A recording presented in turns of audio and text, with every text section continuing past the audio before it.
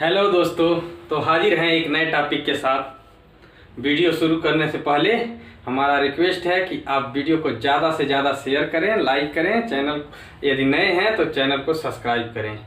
तो आइए शुरू करते हैं। सदिशों का गुणन। इसके ठीक पिछले वाले वीडियो में आपने ये देखा था कि एक अदिश का एक सदिश के साथ गुणा किया गया था, और इसमें आप देखेंगे कि एक सदिश का एक सदिश के साथ गुणा किया जाएगा। आपने जब देखा था पिछला वीडियो तो उसमें देखा था कि जब एक अदिश का एक सदिश के साथ गुणा किया जा रहा था तो रिजल्टेंट हमेशा एक सदिश ही हो रहा था। लेकिन यहाँ पर मामला कुछ अलग है। यहाँ पर क्या है कि जब एक सदिश का एक सदिश के साथ गुणा किया जाएगा तो यहाँ पर रिजल्टेंट सदिश भी हो सकता है, अदिश भी हो सकता है। ठीक है, तो इस तरह से हम कह सकते हैं कि जब हम एक सदिश का यानी एक वेक्टर का किसमें गुणा करेंगे, वेक्टर यानी सदिश से, एक सदिश का एक सदिश से गुणा करेंगे तो जो रिजल्टेंट आएगा वो अदिश भी हो सकता है और सदिश भी हो सकता है। ठीक है, यहाँ पर दोनों हो सकता है। ठीक, तो अब यदि दो सदिश का गुणा अदिश बन जाए तो ऐसे को हम लोग कहते हैं अदिश गुणनफल। क्या कहते हैं? इसको कहते हैं अदिश गुणन। अदिश गुणन इंग्लिश में इसको बोलते हैं स्केलर प्रोडक्ट। Scalar product. अच्छा, स्केलर प्रोडक्ट का एक और नाम है डॉट प्रोडक्ट। Dot product. ठीक है, और जब दो सदिशों का गुणा सदिश बन जाए तो इसको हम लोग क्या कहते हैं? तो इसको हम लोग कहते हैं सदिश गुणन। इसको कहते हैं सदिश गुणन। सदिश गुणन का एक और नाम है और उसको हम लोग कहते हैं, ये हो जाएगा वेक्टर प्रोडक्ट। Vector product. अच्छा, वेक्टर प्रोडक्ट का एक और नाम है जिसको हम लोग बोलते हैं cross product. CROSS, cross product. ठीक है, तो इस प्रकार से हम देख सकते हैं कि जब एक सदिश का एक सदिश के साथ गुणा करेंगे तो जो रिजल्टेंट आएगा वो वेक्टर भी हो सकता है, स्केलर भी हो सकता है। तो जब रिजल्टेंट स्केलर हो जाए तो उसको स्केलर प्रोडक्ट कहते हैं या डॉट प्रोडक्ट कहते हैं, और जब ये वेक्टर बने तो इसे हम कहते हैं वेक्टर सदिश गुणन या वेक्टर प्रोडक्ट या क्रॉस प्रोडक्ट कहते हैं। ठीक है, तो आइए शुरू करते हैं। सबसे पहले स्केलर प्रोडक्ट यानी अदिश गुणन की बात करते हैं। आए अदिश गुणन की बात किया जाए।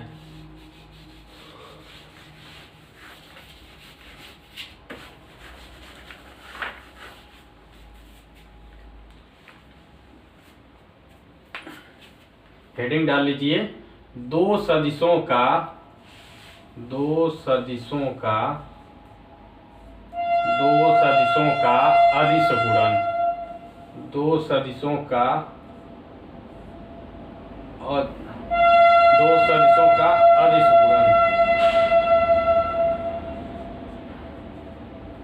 सदिशों का अदिश गुणन। इसको हिंदी में क्या, इंग्लिश में क्या कहेंगे? Scalar product of two vectors. क्या कहेंगे इंग्लिश में? Scalar product of two vectors.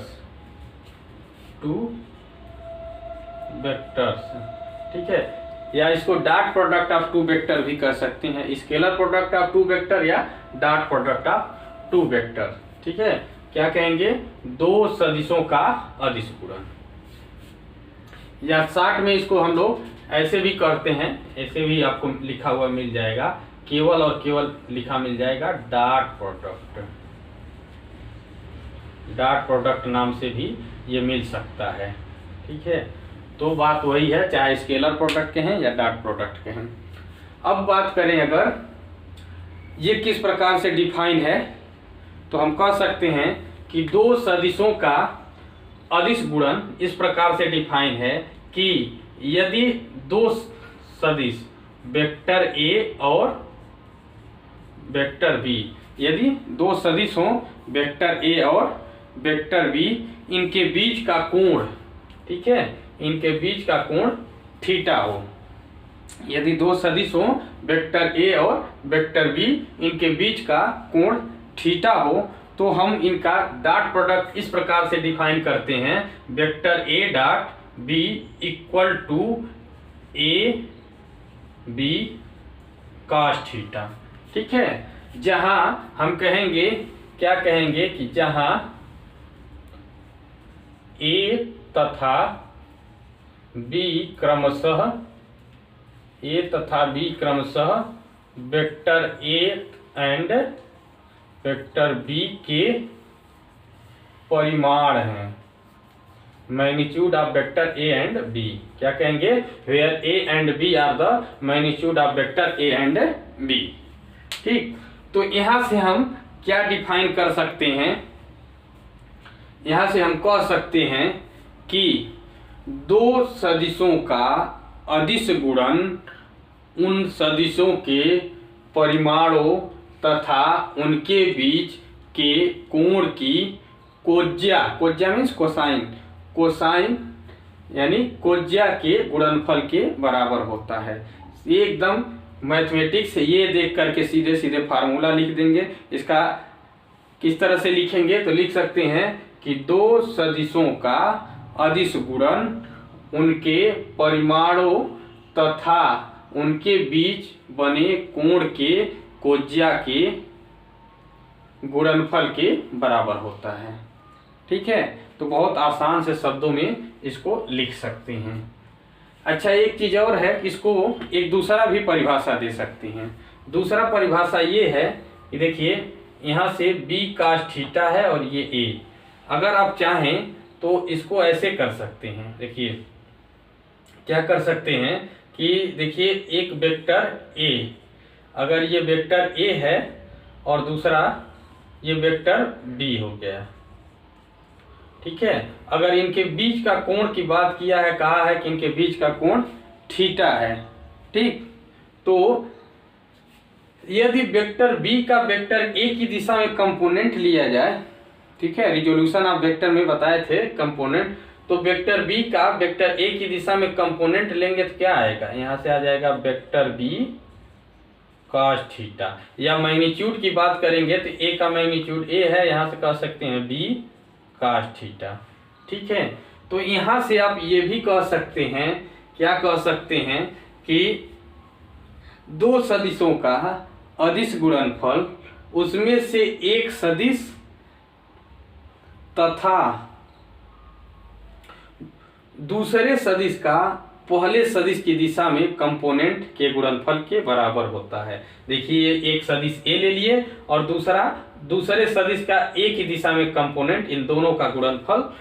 तो ये भी यहाँ से परिभाषित हो सकता है। तो चाहे तो एक परिभाषा यहाँ से लिख सकते हैं कि दो सदिशों का अदिश गुणनफल, उनमें से पहला सदिश तथा दूसरे सदिश का पहले सदिश की अनुदिश कंपोनेंट का गुणनफल के बराबर होता है। तो चाहे ये भी लिख सकते हैं, वैसे पहला ही डिफिनीशन आप पहले से भी पढ़े होंगे, वही बेस्ट है, ऐसे भी लिख सकते हैं। अब देखिए, यहाँ से आप चाहें तो इसको उल्टा भी कर सकते हैं, यानी कि अगर आप ऐसे भी लिख दिए होते, b डॉट a लिखे होते, तो भी क्या होता, यहाँ से हो जाता b a cos थीटा। क्योंकि ये गुणा है तो गुणा, ये मैग्नीट्यूड है, ठीक है, और ये साधारण गुणा है, तो साधारण गुणा जो होता है कम्यूटेटिव लॉ फॉलो करता है, यानी क्रम विनिमय नियम का पालन करता है। तो आप ऐसे भी इसको लिख सकते थे, ए बी cos थीटा, जो कि किसके बराबर हो जाएगा, तो यहाँ से देखें, ये vector a dot vector b के बराबर हो जाएगा। तो यहाँ से आप कह सकते हैं कि सदिशों का जो डॉट प्रोडक्ट होता है, ये कम्यूटेटिव लॉ फॉलो करता है। क्या फॉलो करता है, ये कम्यूटेटिव लॉ फॉलो करता है। तो ये कम्यूटेटिव लॉ फॉलो करता है, means b dot a equal to a dot b या a dot B equal to B dot A. तो इस तरह से हम कह सकते हैं कि ये कम्यूटेटिव लॉ फॉलो करता है। ठीक है, तो अब इसके कुछ गुण हैं, कुछ प्रॉपर्टी हैं डॉट प्रोडक्ट के, थोड़ा इस पर विचार किया जाए। ठीक है, सबसे पहले तो इसके उदाहरण देख लिया जाए। ठीक है, तो डॉट प्रोडक्ट के उदाहरण, चलिए यही उदाहरण देख लेते हैं, इसके क्या क्या उदाहरण हो सकते हैं। तो सबसे पहले उदाहरण देख सकते हैं। तो उदाहरण में हम देख सकते हैं एग्जाम्पल्स, एक देख सकते हैं कि जैसे फोर्स हो गया एक वेक्टर क्वांटिटी, दूसरा क्या है, दूसरा यहाँ पर ले लेते हैं डिस्प्लेसमेंट।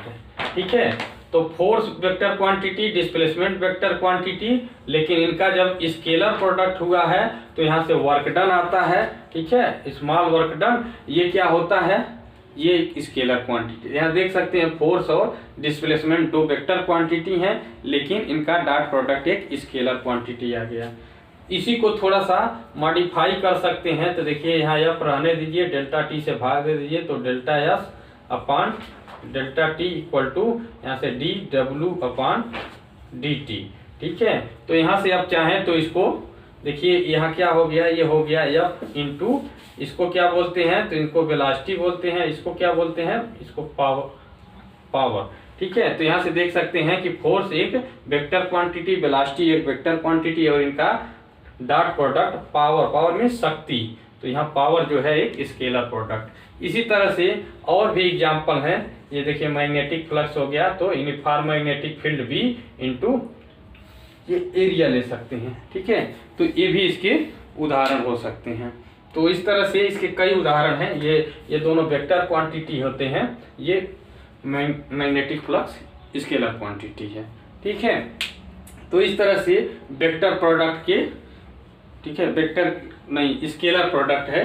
ठीक है, इसको स्केलर प्रोडक्ट या डॉट प्रोडक्ट के ये सारे उदाहरण हो जाएंगे। ठीक है, इसके कुछ प्रॉपर्टी हैं जिसको हम नोट करके लिखते चल रहे हैं। चलिए कुछ प्रॉपर्टी हैं उसको भी लिख लिया जाए। ठीक है, तो आइए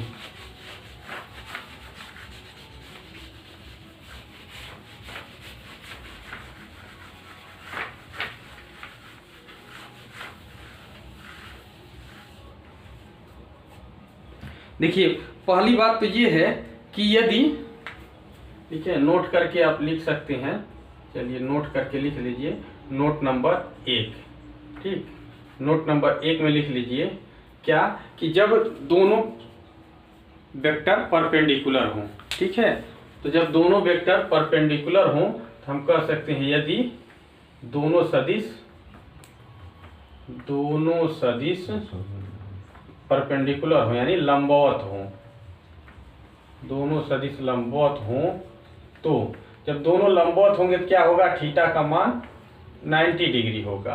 तो जब 90 डिग्री होगा तो ऐसे में vector A dot vector B equal to A B cos 90, cos 90 का मान 0 होता है।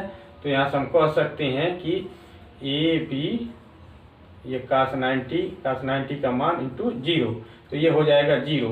तो इस तरह से हम कह सकते हैं कि जब दो वेक्टर परपेंडिकुलर हों तो ऐसे में क्या होगा, vector A dot vector B की वैल्यू 0 आ जाएगी।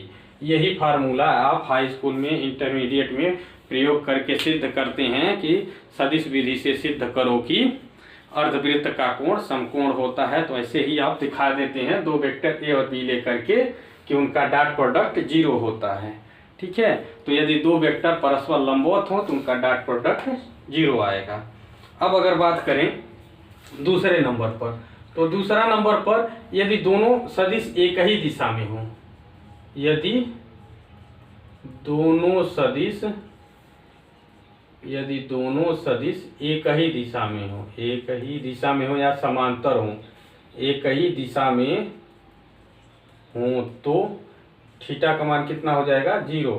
या पैरेलल कर सकते हैं, एक ही दिशा में हो या समांतर हो तो थीटा का मान 0 हो जाएगा। तो ऐसे में क्या होगा कि vector A dot vector B की वैल्यू क्या आ जाएगा, ए बी कास 0, यानी कि इसका कुल मान ए बी के बराबर आ जाएगा। ठीक है, अब बात करते हैं तीसरी बात। ठीक है, वेक्टर ए का वेक्टर ए के स्वयं से गुणा क्या आएगा। ठीक है, वेक्टर ए का वेक्टर ए के साथ प्रोडक्ट, जिसको हम लोग बोलते हैं self product of A vector. ठीक है, खुद से प्रोडक्ट, यानी कि इसको इंग्लिश में बोलेंगे self product of A vector.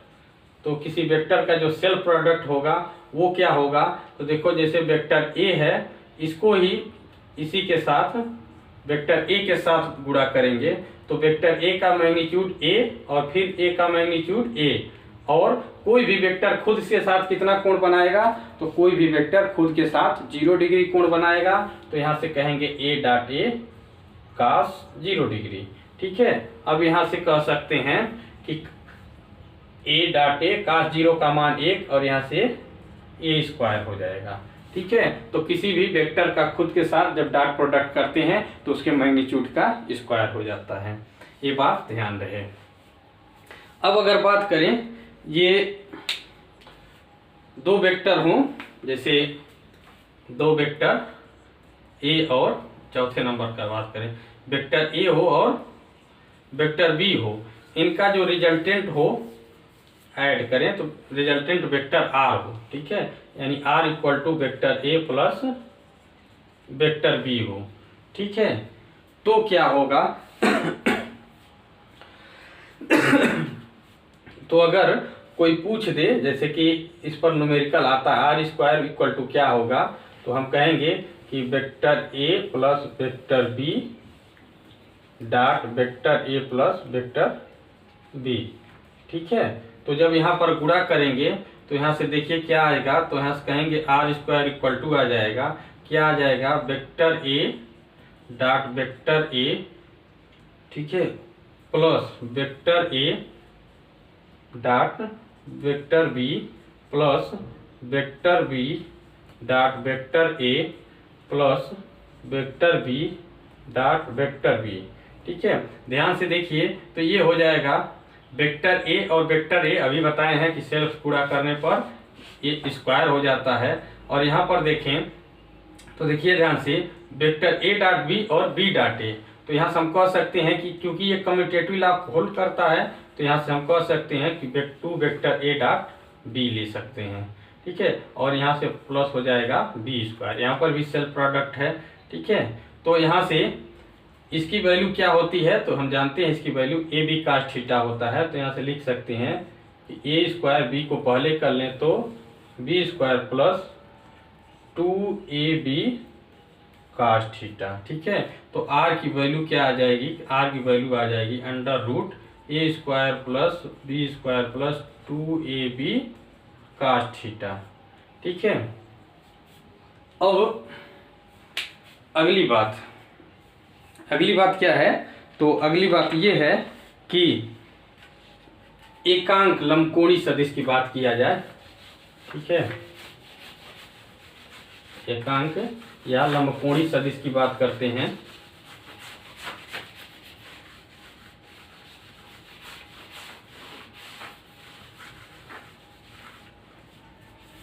थोड़ा सा स्याही डाल लें।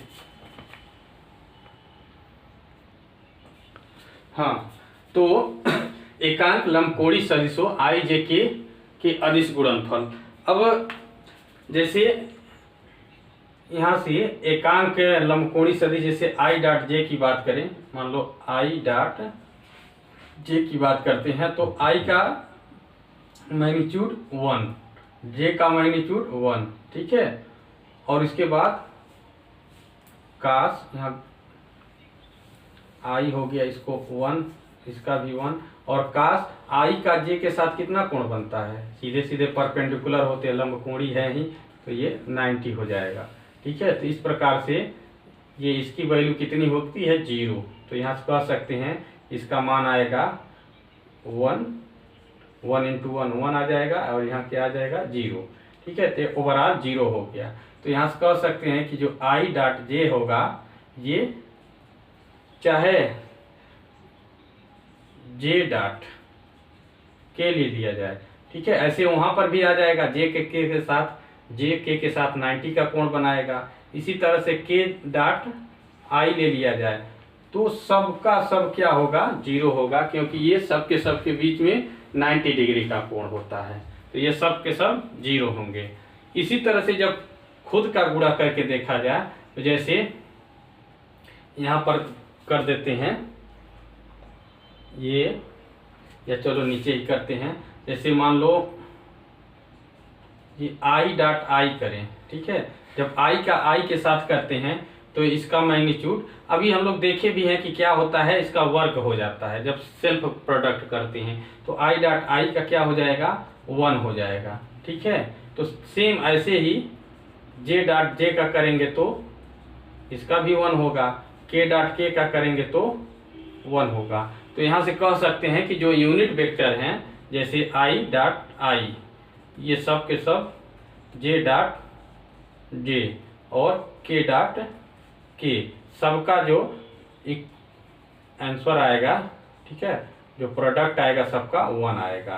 तो ये बात और ये बात आपको याद रखना पड़ेगा, ठीक है क्या। तो ये चीजें आपको याद रखना पड़ेगा। एक लास्ट बात और वो ये है कि यदि दो वेक्टर ऐसे दे दिए जाए, मान लो दो वेक्टर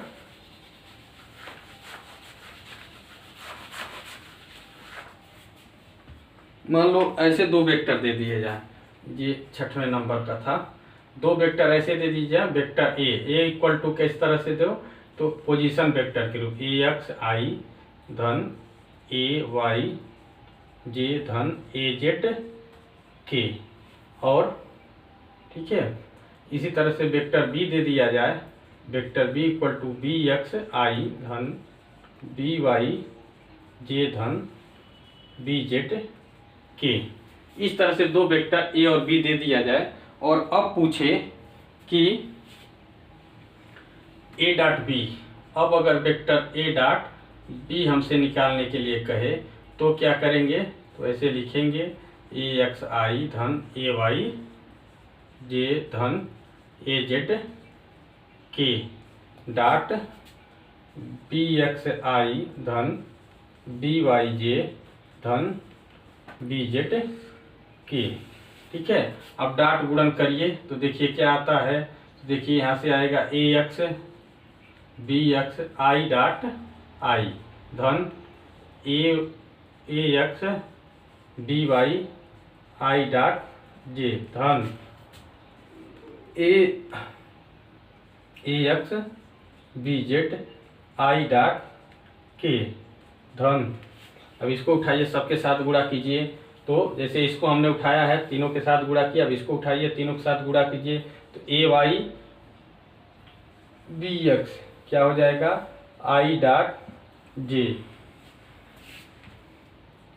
धन a y b y j dot j धन a y b z j dot k धन ये के है जे डॉट के धन ये। अब चलिए इसको उठाइए ए जेड बी एक्स क्या हो जाएगा के डॉट आई धन ए जेड बी वाई ये हो जाएगा के डॉट जे धन ए जेड बी जेड, यहाँ लिख देते हैं धन ए जेड बी जेड के डॉट के। अब ध्यान से देखिए, तो यहाँ देखिए आई डॉट आई है तो इसका मान तो 1 होता है, तो ये तो आ जाएगा, ठीक है, इसका मान 1 हो गया, तो क्या बचा ए एक्स बी एक्स हो गया। देखिए यहाँ पर आई डॉट जे है, इसका मान 0, तो ये पूरा टर्म 0 हो जाएगा। इसी तरह से देखिए जे डॉट के है, इसका मान भी 0, तो ये भी 0, ये भी 0, ठीक है, ये भी 0 हो गया, ये भी 0। यहाँ देखिए आई, हाँ तो ये बता रहे थे, वीडियो कट गई है, ये बता रहे थे कि यहाँ से देख सकते हैं कि जो आई डॉट आई का गुणनफल ये वाला बचेगा, और ये जो है आई डॉट जे ये 0 हो जाएगा, तो ये वाला पद 0, इसमें देखिए जे डॉट के इसका भी गुणनफल 0 होता है, आई डॉट जे, इसका भी गुणनफल 0 होता, तो ये सब 0 हो जाएंगे। देखिए जे डॉट जे है तो ये वाला बचेगा, तो यहाँ पर इसके साथ ए वाई बी वाई और आई जे डॉट जे का मान 1 हो जाएगा। इसी तरह से जे डॉट के है तो इसका मान 0 होगा, तो ये पद 0 हो जाएगा। इस तरह से के डॉट आई है, इसका मान 0, तो ये वाला पद 0 हो जाएगा। और इस तरह से ए जेड बी वाई है, तो यहाँ पर देखिए के और जे है, तो के डॉट जे का मान भी 0, तो ये पद भी 0। लेकिन यहाँ देखिए ए जेड बी जेड और यहाँ पर के डॉट के है, तो के डॉट के का मान 1 होता है, तो यहाँ पर ये पद बचेगा ए जेड बी जेड। तो इस तरह से ए डॉट बी की वैल्यू आ गई ए एक्स बी एक्स, ए वाई बी वाई और ए जेड बी जेड। ठीक है, अब हम लोग जानते हैं ए डॉट बी की वैल्यू क्या होती है, ए बी कास थीटा होता है। तो अगर हमें कोण निकालना हो, तो अगर हमें कोण निकालना होगा तो क्या करेंगे कि यहाँ पर cos theta equal to cos को इधर कर लेंगे A dot B upon A B. और हम लोग देखिए जो वेक्टर ए है इसका मैग्नीट्यूड हम जानते हैं A x square plus A Y square plus A Z square. Vector B का मैग्नीट्यूड हम जानते हैं कितना होता है, B x square plus B Y square plus B Z square under root में। ठीक है, तो यहाँ से ए डॉट बी की वैल्यू रख देंगे, तो और ए और बी की वैल्यू रख देंगे, तो ए डॉट बी की वैल्यू ए एक्स बी एक्स प्लस ए वाई बी वाई प्लस ए जेड बी जेड अपान ए की वैल्यू रख दिए यहाँ से, जो इसका मैग्नीट्यूड होता है ए का मैग्नीट्यूड, और बी का मैग्नीट्यूड कर देंगे B x square plus B Y square plus B Z square. ठीक है, तो इस तरह से यहाँ से हम कास थीटा की वैल्यू निकाल सकते हैं। जब थीटा की वैल्यू अगर हमें पूछेगा तो क्या कर देंगे, कहेंगे कास इनवर्स। कास इनवर्स क्या हो जाएगा, a x b x plus A y b y plus A z b z upon under root a x square plus A Y square plus A Z square, फिर under root b x square plus B Y square plus B Z square, ये सब square रहेगा। तो इस पर आपको numerical मिल जाएगा, आप चाहें तो न्यूमेरिकल लगाएंगे, बाकी नहीं आएगा तो हम बताएंगे। ठीक है, तो आज के लिए बस इतना ही रखते हैं। अब क्रॉस प्रोडक्ट अगली वीडियो। धन्यवाद।